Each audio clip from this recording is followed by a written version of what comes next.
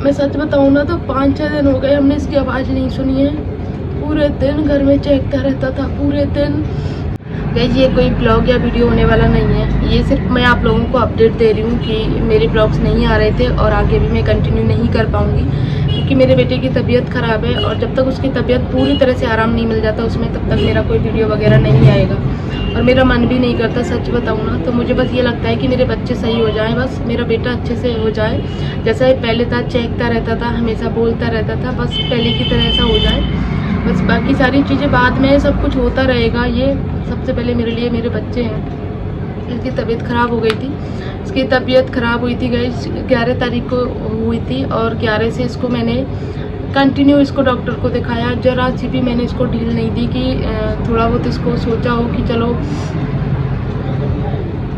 1-2 दिन देखते हैं कि बुखार दवाइयों से उतर जाएगा। मैंने ना इसको 11 को तबीयत ख़राब हुई थी, 12 से ही इसको कंटिन्यू दिखाना शुरू किया डॉक्टर्स को और 2-3 डॉक्टर्स भी चेंज किए। ऐसा नहीं था कि एक ही डॉक्टर के भरोसे रहे थे, लेकिन कुछ भी वो चीज़ कहते हैं ना कि वो जब तक चीज़ पकड़ में नहीं आती तब तक ट्रीटमेंट नहीं होता। इसके बुखार था 105 फीवर रहता था इसको, 104-105 और पूरी रात भर हम दोनों बस इसके माथे पे पट्टी रखते, इसको दवाई देते, इसको बिल्कुल भी फ़ायदा नहीं पड़ता। इसका ये था कि इसने एक तो खाना पीना बिल्कुल बंद कर दिया था, बिल्कुल भी बंद कर दिया था, सिर्फ पानी पे डिपेंड रहता था। थोड़ा सा बस पानी पीता, 1 घूंट, बस उतना ही, बाकी कुछ भी नहीं खाता था और इसकी वजह से इसके प्लेटलेट्स वगैरह डाउन हो गए थे और बहुत वीक भी हो गया था। बोलना तो इसने छोड़ ही दिया है इसने, मतलब इसको मैं सच बताऊँ ना तो 5-6 दिन हो गए हमने इसकी आवाज़ नहीं सुनी है।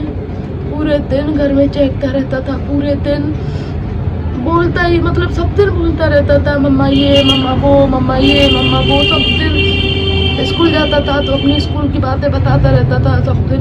मैं कहती थी तू थोड़ा कम बोला कर, पर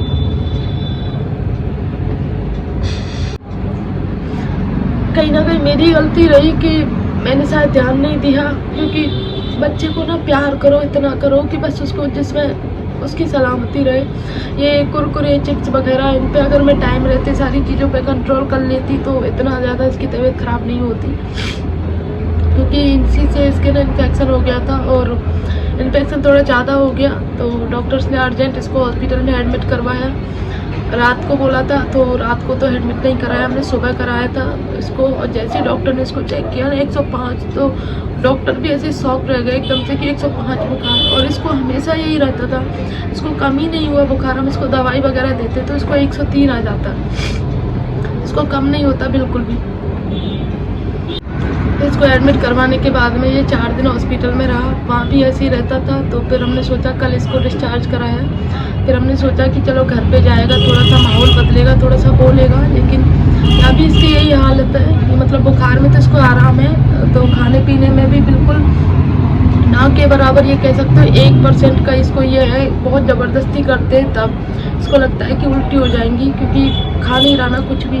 और डॉक्टर्स ने भी बोला है कि जब तक ये कुछ खाएगा नहीं इसको आराम नहीं मिलेगा। इन्फेक्शन इसके ज़्यादा हो गया और इसके प्लेट्स भी डाउन हो गए ना खाने की वजह से, तो कई परेशानियाँ एक साथ हो गई और इसको टॉयलेट ना जाना, बहुत चीज़ें हो गई इसके साथ में, क्योंकि कुछ खा पी नहीं रहा था ना, तो ना खाने की वजह से बहुत परेशानियाँ हो गई। कल इसको डिस्चार्ज करा के लेके आए थे, इसके बाबा आए थे ऊपर चढ़ के, तो इसको खूब बोला, ये सबसे ज़्यादा लाडला अपने बाबा का है, तो इसको बाबा ने बहुत बोला मेरी तरफ देख, मुझसे बात कर। इसके बाबा भी रोने लग गए थे, लेकिन इसने बाबा की तरफ बिल्कुल नहीं देखा। तो जबकि इतना लाडला है बाबा का बहुत, ये सब घर में 2 लोगों का लाडला है, एक मेरा एक अपने बाबा का, बाकी और किसी से इतना प्यार नहीं करता। अभी सिर्फ मुझसे ही चिपका रहता है पूरे टाइम। मैं अगर कहीं चली जाऊँ, जैसे नीचे किचन में थोड़ी देर काम करने के लिए चली जाऊँ, तो नीचे ही आ जाता है पापा को लेके कि मुझे नीचे जाना है मम्मी के पास। बस अभी जल्दी से सही हो जाए, जो होना था हो गया, अब जल्दी जल्दी रिकवरी करे। वैसे डॉक्टर्स ने बोला है कि 50% इसको आराम है और 50% धीरे धीरे दवाइयों से हो जाएगा कवर। बस ध्यान रखना है धूल मिट्टी से, साफ़ सफाई का, इन सारी चीज़ों का। तो इसको टॉयज वगैरह भी बोला था कि शायद कुछ टॉयज वगैरह से खेल ले, इसका थोड़ा सा मन लगे, क्योंकि बच्चा है ना, तो थोड़ा भी अगर इसमें वो होगी ना, थोड़ा सा हिम्मत आएगी थोड़ा सा, तो एक कोशिश करेगा। लेकिन अभी तो ये बिल्कुल भी कोशिश ही नहीं कर रहा, ना खिलौने की, ना टीवी, ना मोबाइल, कुछ भी नहीं। इसको बस या तो सोते रहेगा, या दीवार को देखता रहेगा, या फिर किसी चीज़ को खिलाने की कहती हूँ तो गर्दन हिला देता है। बस ये थोड़ा सा बोलने लग जाए ना हमसे, थोड़ा सा बातें करे, तो इसका भी थोड़ा सा मन ऐसा हो। तो मेरा वीडियो बनाने का मोटिव सिर्फ यही है कि सिर्फ अपने बच्चों को ना चाहे जितना प्यार करो, लेकिन इस तरीके का प्यार मत करो जो आगे चल के दिक्कत हो जाए बच्चे के लिए, क्योंकि बच्चा परेशान होता है। हम तो देखो बड़े हैं, हमारी कोई वो नहीं है कि, लेकिन बच्चा बहुत परेशान है। इतनी सारी ड्रिप लगी हुई है इसके, इतना फीवर, हम तो सोच भी नहीं सकते कि 105 बुखार में इसकी क्या हालत होती होगी। हम तो सिर्फ मतलब अंदाज़ा भी नहीं लगा सकते उसका।